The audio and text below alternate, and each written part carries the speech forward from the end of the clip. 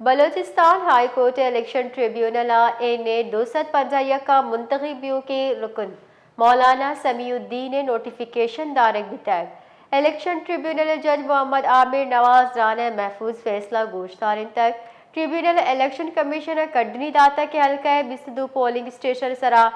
दूबर गिचिनकारी कनायन बीबी इलेक्शन कमीशन नेमगचार डिप्टी डायरेक्टर अली जान और नसीर अहमद पेशवी तगाम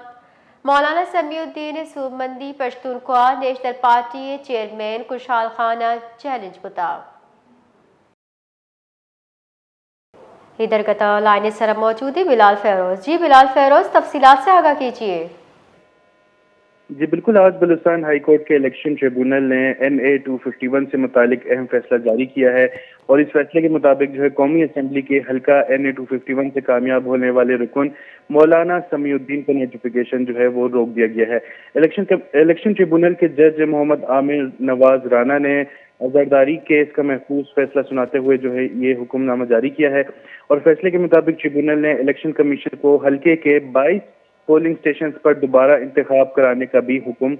दे दिया है। इस केस की समाअत के दौरान जो है इलेक्शन कमीशन की जानिब से डिप्टी डायरेक्टर अली जान और नसीर अहमद ट्रिब्यूनल के सामने पेश हुए थे और ये जो केस है वो पश्तूनख्वा नेशनल पार्टी के चेयरमैन खुशहाल खान काकड़ ने इस हल्के की सीट को जो है चैलेंज किया था, जिस पर ट्रिब्यूनल ने आज महफूज फैसले जारी करते हुए नोटिफिकेशन रोकने की हिदायत की है। खुशहाल खान काकड़ ने अपने मौक़िफ़ में बताया था कि